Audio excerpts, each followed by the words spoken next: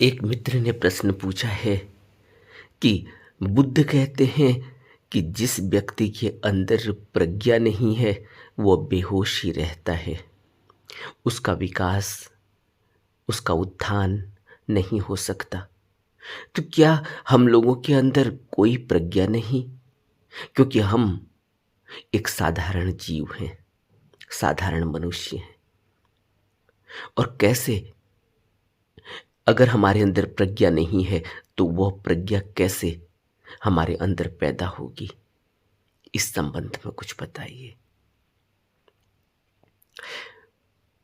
बुद्ध जब कहते हैं कि प्रज्ञा विहीन व्यक्ति बेहोश होता है, मृतवत होता है, वह प्रज्ञा विहीन व्यक्ति कौन होता है?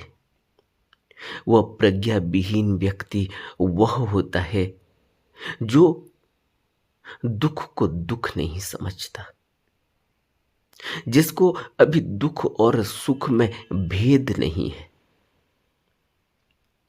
जो अभी दुख को दुख जैसा नहीं देखता, सुख को सुख जैसा नहीं देखता, जिसके अंदर अभी परख करने की शक्ति नहीं है, वह व्यक्ति प्रज्ञा विहीन होता है। तभी तो बुद्ध ने आर्य अष्टांगिक मार्ग में हमें प्रज्ञा के दो स्तंभ बताए। सम्यक दृष्टि पैदा होती है तब प्रज्ञा जगती है, सम्यक संकल्प पैदा होता है तब प्रज्ञा जगती है। सम्यक दृष्टि क्या होती है? सम्यक दृष्टि होती है पूरा पूरा देख लेना, पूरा पूरा समझ लेना। सम्यक का अर्थ होता है पूरा, जो जैसा है उसको वैसे ही देखना, यह सम्यक होता है। और हम जो जैसा है उसको वैसा कहाँ देख पाते? हम जिसको सुख समझते हैं वो दुख हो जाता है। और ये एक उदाहरण थोड़ी है, हमारा जीवन तो रोज इसकी गवाही देता है। रोज ऐसा जीवन हम जीते हैं, सुख की तलाश में निकलते हैं सुबह से लेकर शाम तक, और शाम को दुख बटोर कर वापस आ जाते हैं। और कोई पूछे क्या हुआ, सभी का एक ही जवाब होता है लगभग लगभग कि कोई हमें समझता ही नहीं, सब बेवकूफ है, किसी के अंदर बुद्धि ही नहीं है, समझ ही नहीं है। सबका जवाब लगभग लगभग एक सा ही होता है कि हम ठीक हैं, दूसरा गलत है, और उसके दूसरे के गलत होने की वजह से हमें दुख भोगना पड़ रहा है। प्रेमी प्रेमिका से मिलने जाता है, कितने कितनी खुशी से जाता है, उसे लगता है कि आज बहुत आनंद आएगा, आज उससे मुलाकात होगी। आदमी नौकरी पर जाता है, उसे लगता है कि आज वो अपने सारे काम निपटाएगा, आज वो सबको खुश रखेगा, आज का दिन उसके लिए अच्छा होगा। इसी तरह से तो मनुष्य ने अच्छे दिन और बुरे दिन बना लिए। कोई कहता है मंगलवार का दिन अच्छा है, कोई कहता है सोमवार का दिन अच्छा है, कोई कहता है रविवार अच्छा है, कोई कहता है शनिवार खराब है, कोई कहता है शनिवार अच्छा है। यह दिन किसने बनाए? यह अच्छे और बुरे किसने बनाए? इन्हीं दिनों में किसी का बहुत अच्छा हो रहा है, वो कहता है बहुत अच्छा दिन है, और इन्हीं दिनों में किसी का बहुत बुरा होता है, वो कहता है बहुत खराब दिन है। हम ऐसी उलझनों में फंस जाते हैं।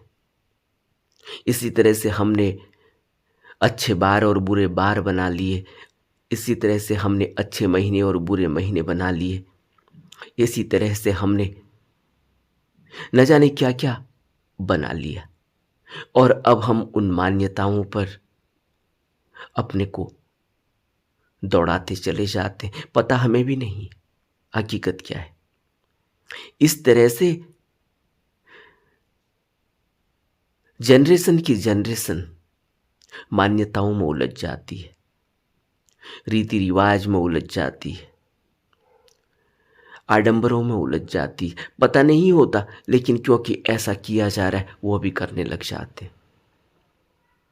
और फिर इतने अंदर में, इतने गहरे में उनके अंदर वो बात बैठ जाती है कि यह अच्छा और यह बुरा। पता नहीं है कुछ भी, लेकिन अच्छा और बुरा मान लिया। मंगलवार का दिन एक के लिए अच्छा होता है, एक के लिए बुरा होता है। रविवार के दिन एक के लिए अच्छा है, एक के लिए बुरा है।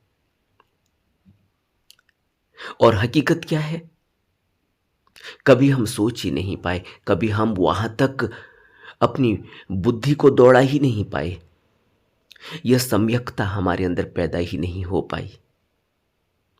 और हमारी स्थिति क्या है, अभी हम कहीं भी नहीं हैं, इतने कच्चे हैं कि अभी हमें यह भी पता नहीं कि कौन सा दिन अच्छा होता है, कौन सा दिन बुरा होता है, कौन सा महीना अच्छा होता है, कौन सा महीना बुरा होता है। अभी हमें यह भी पता नहीं कि सुबह से लेकर शाम तक हमारा जीवन, हम क्या सोचते हैं, क्या बोलते हैं, क्या करते हैं, इसमें कहीं भी कोई तारतम्य, कोई मेल मिलाप नहीं। लेकिन अगर हम 10 मिनट, 15 मिनट, आधे घंटे ध्यान में बैठते हैं तो हमें लगता है कि अभी तक बुद्धत्व उपलब्ध नहीं हुआ। हमारा जीवन है कैसा जिसमें बुद्धत्व हम उपलब्ध करना चाहते हैं, यह हमने कभी सोचा ही नहीं। जरा उस संकल्प को समझने की कोशिश अगर हम कर पाए कि बुद्ध एक राजा है और राजकुमार घर से निकलता है सब कुछ छोड़कर, यहां तक कि कपड़े भी छोड़कर, सब कुछ छोड़कर निकलता है, वह संकल्प कैसा रहा होगा। और हम कुछ भी नहीं छोड़ना चाहते, ना हम कोई मान्यता, आडंबर, दिखावा, झूठ, मिथ्याचरण, रीति रिवाज, कर्मकांड कुछ नहीं छोड़ना चाहते, जिनका कोई आधार है या नहीं है हमें कुछ पता नहीं, लेकिन हम उनको अंदर बैठा के रखे हुए। अब क्या क्या आधार है इसका कि रविवार का दिन अच्छा होता है या नहीं? कोई आधार नहीं। रविवार को ही एक आदमी देश का प्रधानमंत्री बन जाता है, राष्ट्रपति बन जाता है, और एक दूसरा आदमी रविवार को कोस रहा है कि रविवार आज का दिन सबसे बुरा होता है। एक आदमी को रविवार को ही ज्ञान प्राप्त हो रहा है, एक आदमी रविवार को कोस रहा है कि आज उसके जीवन का सबसे बुरा दिन है क्योंकि उसके पिता की मृत्यु हो गई। वो पिता की मृत्यु रविवार पर थोड़ी अटकी हुई थी, लेकिन मान रखा है कि रविवार पर अटकी हुई थी, रविवार की वजह से मर गया। इस तरह से हम जीवन जीते और बुद्धत्व हमें तुरंत चाहिए। इतने दिन हो गए, इतने शिविर अटेंड कर लिए, अभी तक बुद्धत्व उपलब्ध नहीं हुआ। इतने शिविर अटेंड कर लिए, अभी तक ध्यान नहीं लग रहा है। लेकिन हम यह नहीं समझ रहे कि हमारा जीवन जिया कैसे जा रहा है। और बुद्ध हमसे कहते हैं कि कैसी वो स्थिति होती है जब किसी को प्रज्ञा उपलब्ध होती है। बुद्ध कहते हैं कि प्रज्ञावान कौन होता है? जो देखता है कि दुख है, दुख को देखता है और गहराई से समझता है, उस अर्थ को समझता है गहराई से कि हाँ दुख है। उसने सुना होता है कि यह दुख है, लेकिन प्रज्ञा से इस कथन के अर्थ को गहराई के साथ समझता है कि हाँ दुख है। क्या है दुख? मृत्यु दुख है। हमने सुना है कि मृत्यु दुख है, लेकिन क्या मृत्यु अभी हमने उस अर्थ को गहराई से हम समझ पाए? अभी हम नहीं समझ पाए। यहां तक कि हमारा अपना भी मर गया। कभी मां मरी, कभी बाप मरा, कभी और घर के रिश्तेदार, घर के परिवार के लोग मरे, आस पड़ोस के लोग मरे। हम उनको लेकर उनके जनाजे के साथ भी गए, लेकिन अभी भी हमें मृत्यु का एहसास नहीं हुआ कि मृत्यु दुख है। यह मृत्यु दुख क्यों है? कोई एहसास नहीं है। हम फिर वही जीवन जीते, फिर हम कहते कि मृत्यु तो उसको आई थी, हमको थोड़ी आएगी। अभी तो हमने बहुत खाना है, पीना है, खेलना है, कूदना है, दौड़ना भागना है। अभी तो जीवन में कुछ भी नहीं जोड़ा, अभी तो बहुत कुछ जोड़ना है। फिर हम वहीं उलझ जाते हैं और फिर भूल जाते हैं कि मृत्यु दुख है। किसकी मृत्यु दुख है? और बुद्ध कहते हैं कि मृत्यु जैसा कुछ होता ही नहीं है। मृत्यु किसके लिए है? मृत्यु तो उसके लिए है जो डर से कांप रहा है। मृत्यु तो उसके लिए है जिसने कुछ गलत किया है, क्योंकि अब वो मरना नहीं चाहता। पिछले वीडियो में हमने बात की थी, मृत्यु का दुख, मृत्यु का डर इतना क्यों होता है, जीवन में इतना डर क्यों है? सबसे बड़ा डर तो मौत का है। और मौत का डर क्यों सता रहा है? क्योंकि गलत किया है। अब गलत कब किया, हमें तो पता ही नहीं चलता कि हमने गलत किया, कहाँ गलत किया। कोई कहता है गलत किया, हम कहते हैं गलत, हम गलत कैसे करेंगे? हमारी डिग्री देखो, आपको हमारे एक्सपीरियंस का पता नहीं, हमारे अनुभव का पता नहीं, हमारे पास जीवन का कितना अनुभव है, और हम गलत करेंगे। लेकिन एक पड़ाव पर आकर हमें पता चलता है कि हम गलत ही हैं, हमारा जीवन गलत ही जिया जा रहा है, हम गलत ही हैं। लेकिन अभी यह पता नहीं चलता। क्यों? क्योंकि अभी हमें लगता है कि हम गलत कैसे हो सकते। तो जो प्रज्ञावान होता है, जिसकी प्रज्ञा खुलने लगती है, जिसकी प्रज्ञा जग जाती है, वह बुद्ध के इस वचन को कि संसार में दुख है, यह आर्य सत्य है, वह प्रज्ञा से इस कथन के अर्थ को गहराई के साथ समझता है। उसने सुना होता है कि दुख का समुदय है, वह प्रज्ञा से उस कथन के अर्थ को गहराई के साथ समझता है। उसने सुना होता है कि यह दुख निरोध है, वो प्रज्ञा से इस कथन के अर्थ को गहराई के साथ समझता है। उसने सुना होता है कि दुख निरोध की ओर ले जाने वाला मार्ग भी है, वो प्रज्ञा से इस कथन के अर्थ को गहराई के साथ समझता है। बुद्ध एक भिक्षु को बता रहे हैं कि भिक्षु, किसको हम कहते हैं सुरतवान, बींधने वाली प्रज्ञा वाला व्यक्ति? उसको कहते हैं जिसने सुना होता है कि दुख है और वो इस कथन के अर्थ को गहराई के साथ समझता है कि दुख है। वो दुख को कैसे समझता है? उसने सुना है, लेकिन वो समझता कैसे है? उसने सुना है, अब वह उस अनित्यता को महसूस कर रहा है। दुख है क्योंकि वह ऐसे ही नहीं रहेगा। आज जैसा है, इस पल में जैसा है, अगले पल में वैसा नहीं होने वाला। अगले पल में उसकी स्थिति बदल जाएगी। पिछले पल में उसकी स्थिति यह है कि वो अभी बहुत खुश नजर आ रहा है, पिछले ही पल में एक छिपकली उसके सिर पर गिर जाएगी, एक कॉकरोच उस पर आकर बैठ जाएगा।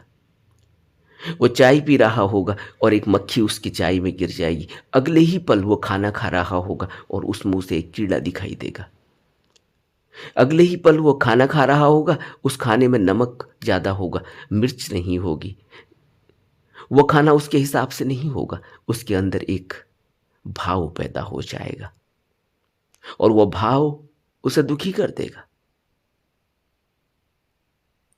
पल पल का जीवन है, और पल पल जिस व्यक्ति ने प्रज्ञा को नहीं साधा, जिस व्यक्ति ने भी यह नहीं समझा कि पल पल का जीवन है और अगले पल का पता नहीं, इस पल में जो सुख है अगले पल में दुख है, और इस पल में जो दुख है वो अगले पल में सुख भी हो सकता है। अभी हमें एहसास ही नहीं। इसीलिए तो बुद्ध कहते हैं कि जो व्यक्ति दुख और सुख से ऊपर उठता है, उस व्यक्ति की स्थिति ऐसे ही हो जाती है जैसे कि एक ताड़ का वृक्ष हो जिसका सर काट दिया गया हो। सर कटा हुआ ताड़ के वृक्ष की तरह उसका जीवन हो जाता है। वो दुख सुख से ऊपर उठ जाता है, उसके समूल समस्त विकार आमूल नष्ट हो जाते। तब पता चलता है कि प्रज्ञा क्या है, तब पता चलता है कि सुख क्या है, दुख क्या है। अभी तो एक पल में दुख, एक पल में सुख, और हम पेंडुलम की तरह वहीं घूमते रहते हैं, दुख सुख दुख सुख। और पेंडुलम जब घूमता है तो उसके बाद घड़ी तो घूमती है, कम से कम घड़ी की सुइयां बदलती हुई नजर तो आती है। पेंडुलम बदलता हुआ नजर नहीं आता, लगता है कि बदल रहा है लेकिन उसी आवर्त में घूम रहा होता है। लेकिन हमारा जीवन, उसकी तो घड़ी की सुइयां भी नहीं घूम रही। उसको तो यह भी पता नहीं चल रहा है कि आज एक दिन कम हो गया, कल एक दिन जीवन का ज्यादा था, मिला था, 24 घंटे मिले थे। 24 घंटे की कितनी सांसें होती हैं उतनी मिली थी, वो कम हो गई। अब आज एक और दिन कम हो जाएगा, 24 घंटे और कम हो जाएंगे जीवन के, और 24 घंटे में उतनी सांसें कम हो जाएंगी। यह हम नहीं समझ रहे। हम यह समझ रहे हैं जैसे पेंडुलम घूम रहा है, घड़ी में पीछे से बैटरी लगाई हुई है, सेल लगाया हुआ है, जब तक सेल है वो चलेगा। हम अपने को भी उसी तरह से समझ रहे हैं कि जैसे कि यहाँ भी कोई मशीन लगी हो और यह ऐसे ही चलता रहेगा, न बूढ़ा होगा न जवान होगा, जैसा है वैसा ही रहेगा। और हर पल सांस कम होती जा रही है, हर पल जीवन कम होता जा रहा है। यह अनित्यता दिखाई नहीं देती, और जब जीवन की अनित्यता दिखाई नहीं देती तो बेहोशी गहरी हो जाती है। प्रज्ञा का तो सवाल ही क्या। प्रज्ञा के लिए तो होश चाहिए। प्रज्ञा के लिए तो बुद्ध जो अपने भिक्षु को समझा रहे हैं कि तुमने सुना है कि दुख है, अब अगर तुम ये इस गर्त अर्थ की गहराई को समझ सको और समझ सको कि एक पल पहले मैं सुखी था, एक पल बाद में सुखी होऊंगा, इसकी कोई गारंटी नहीं है, क्योंकि अभी मैं कच्चा हूं। अभी मैं उस ताड़ के वृक्ष की तरह, सरकटे ताड़ के वृक्ष की तरह नहीं हुआ हूं जिसमें सुख और दुख का पता ही नहीं चलता। इसलिए अभी प्रज्ञा कहां। अभी तो इतना भी पता नहीं है कि दुख क्या है और सुख क्या है। और इसी प्रश्न में आगे बुद्ध एक भिक्षु की जिज्ञासा को दूर करते हुए कहते हैं। जब वो भिक्षु पूछता है कि कौन से गुण होने से कोई पंडित महाप्रज्ञावान होता है, बुद्ध कहते हैं कि भिक्षु, जो पंडित महाप्रज्ञावान होता है वह कोई ऐसी बात नहीं सोचता जो उसके लिए अहितकर हो। सोचो तो जरा, जो पंडित महाप्रज्ञावान होता है वो कोई ऐसी बात नहीं सोचता जो उसके लिए अहितकर हो। और हमारा जीवन सुबह से लेकर शाम तक, जरा अपने ऊपर विचार तो करो, सुबह से लेकर शाम तक कितना अहित हम सोचते हैं अपने लिए, अपने ऊपर अहित। यह ना हो जाए, वह ना हो जाए, चोट न लग जाए, दुख ना आ जाए, पीड़ा ना आ जाए, ठंड न लग जाए, गर्मी न लग जाए, खाना मिले न मिले, पचे न पचे, सुबह से लेकर शाम तक। उसके अलावा कोई बैंक में सेंध न लगा दे, बैंक बैलेंस कम न हो जाए, और कोई वस्तु कम है वो वस्तु मिलेगी नहीं मिलेगी, कोई आदमी जो हमारे साथ है, हमारा अपना है, वो बचेगा नहीं बचेगा, किसी को कुछ रोग ना आ जाए, किसी को कोई दुख ना हो जाए, किसी को कोई पीड़ा ना हो जाए। सुबह से लेकर शाम तक सिर्फ वह अहित सोचता है, अपने लिए अहित, दूसरे की तो छोड़ो। बुद्ध कह रहे हैं कि वह कोई ऐसी बात नहीं सोचता जो उसके लिए अहित कर हो। और हम तो सुबह से लेकर शाम तक इसको आज की फिलॉसफी में कहते हैं नेगेटिविटी, सिर्फ नेगेटिविटी। वो पॉजिटिव नहीं सोचता। और बुद्ध आगे इसी प्रश्न के उत्तर में आगे कहते हैं कि वह कोई ऐसी बात नहीं सोचता जो दूसरे के लिए अहितकर हो। और सोचो तो जरा, हमारा जीवन कैसे जिया जा रहा है। हम अपने लिए ही जो अहितकर सोच रहे हैं, तो दूसरे के लिए हम अहितकर नहीं सोचेंगे। यह हो सकता है? सुबह से लेकर शाम तक दूसरे के लिए अहितकर हम कितना सोच रहे हैं।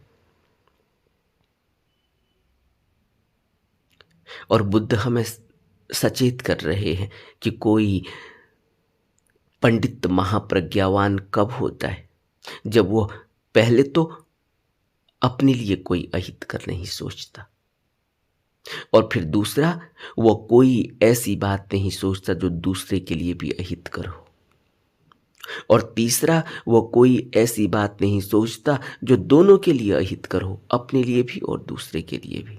आपने एक कहानी सुनी है ना, एक आदमी अपने पड़ोसी को देखकर जलता था। उसे लगता था कि यह पड़ोसी इतनी प्रगति कैसे कर रहा है, मैं भी इतना ही पढ़ा लिखा हूं, इससे ज्यादा पढ़ा लिखा हूं, और यह व्यक्ति ज्यादा प्रगति कर रहा है, मैं इतनी प्रगति नहीं कर रहा हूं।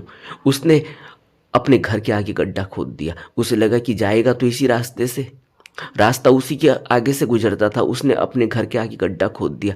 अब कहा कि सोचा होगा कि अब देखते हैं, जाता है, रात में आता है, कभी तो गड्ढे में गिरेगा। वो रात में आया और गड्ढे में नहीं गिरा। अब वो सोचने लगा कि अरे यह तो गड्ढे में गिरा ही नहीं। अब वो सोचता है कि अच्छा ऐसा करता हूँ, और एक गड्ढा खोद देता हूँ, कभी तो गिरेगा। फिर उसने दूसरा गड्ढा खोद दिया, दूसरा गड्ढा खोद दिया। अब वो दूसरे गड्ढे में भी नहीं गिरा। अब उसने एक और गड्ढा खोद दिया, तीसरा गड्ढा। अब कहा कि अब तो गिरेगा, कभी तो गिरेगा, रात में तो आता ही है। तीसरा गड्ढा खोद दिया, उसमें भी नहीं गिरा।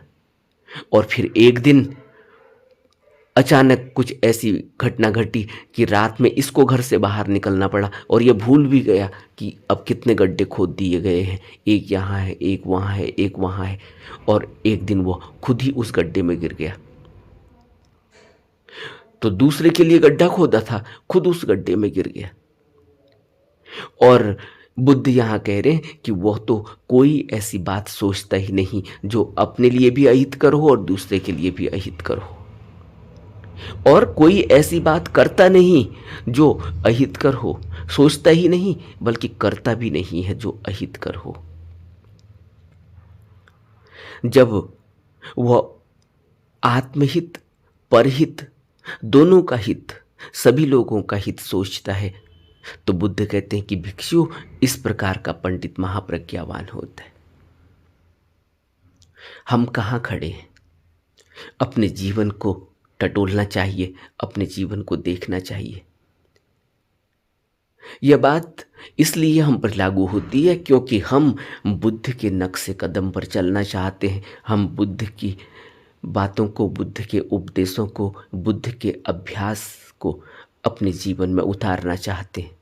इसलिए यह बात हम पर लागू होती है। ये संसार पर लागू हो या न हो, लेकिन हम पर लागू होनी चाहिए, क्योंकि हम अपने जीवन को बदलना चाहते हैं। हम चाहते हैं कि हमारे अंदर बुद्धत्व उपलब्ध हो। हम चाहते हैं कि हमारा जीवन बदले।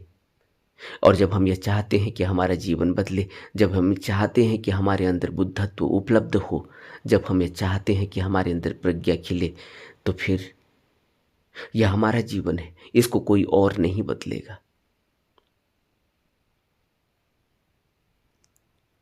हमें विचार करना चाहिए बुद्ध के उपदेशों पर।